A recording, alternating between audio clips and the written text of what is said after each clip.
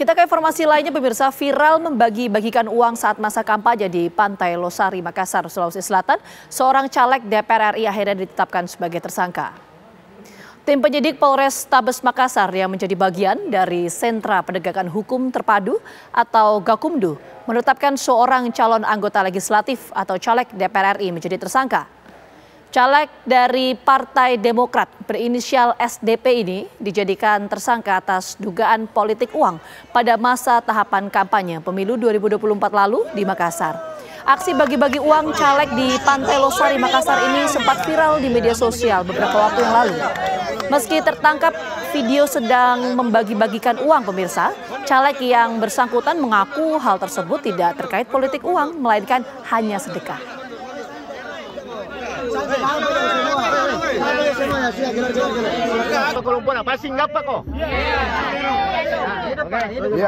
Ini aja, dia aja.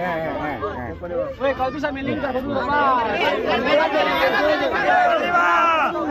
Satu sudah tersangka, nanti hari Rabu mungkin kita lakukan tahap 1. Kita kirim berkas ke kejaksaan. Kalau ini Bang, bukti-bukti ini kenapa mungkin yang memberatkan? Ya, ini kan ada laporan juga ya. Jadi laporannya kita ada laporan dari masyarakat, kemudian juga temuan Bawaslu sendiri. Kemudian ada limpahan juga dari Bawaslu Provinsi dan juga ada limpahan dari Bawaslu Pusat. Jadi ini ada 4 sebenarnya pelapor untuk perkara ini. Ya, jadi TKP-nya di Pantai Losari. Barang buktinya, kemudian potongan video, kemudian juga ada BB uang, kemudian ya ada keterangan saksi yang ada di TKP juga.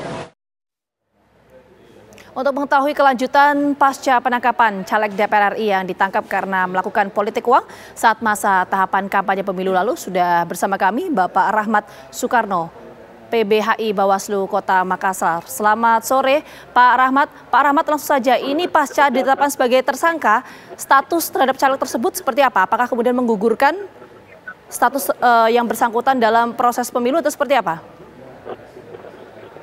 Ya, saya kira kalau memang ini hasil proses penanganan pelanggaran ini kemudian ditindaklanjuti atau dilimpahkan naik ke tahap penuntutan, kemudian diuji ke tahap pengadilan berkaitan dengan pelanggaran tersebut, tentu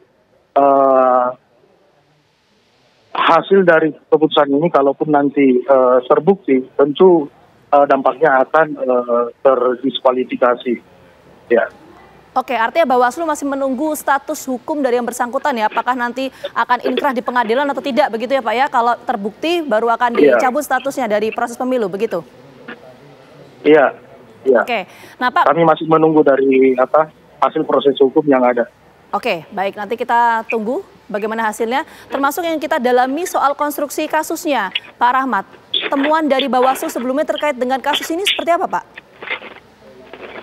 Ya, jadi awalnya memang sekaitan dengan dugaan pelanggaran bagi-bagi uang ini, money politik ini, memang awalnya TKP-nya ada di Pantai Losari.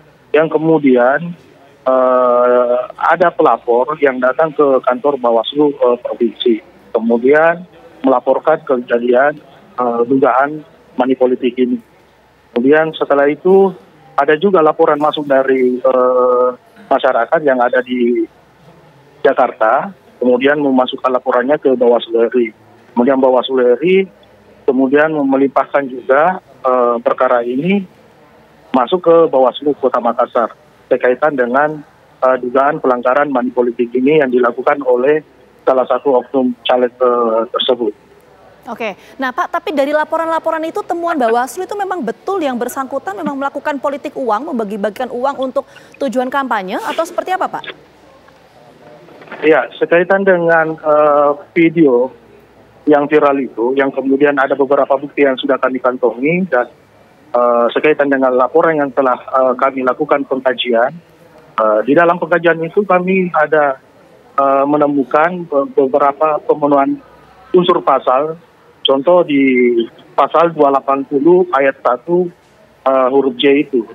Nah, di huruf J itu disebutkan bahwa hal-hal yang dilarang sekaitan dalam kepemiluan ini adalah bagi politik uang ini.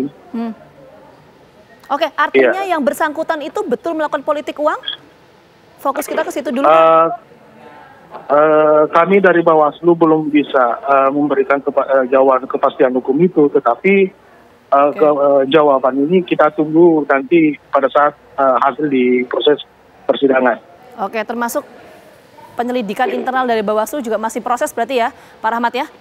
Baik. Oke. Iya, Pak. Karena kewenangan ini untuk memutuskan ini ada di pengadilan, bukan di Bawaslu. Oke, baik. Nanti kita tunggu seperti apa hasil proses hukum yang tengah berlangsung saat ini. Terima kasih Pak Rahmat atas waktunya sudah bergabung sama kami di Kabar Pemilu. Sehat selalu. Baik.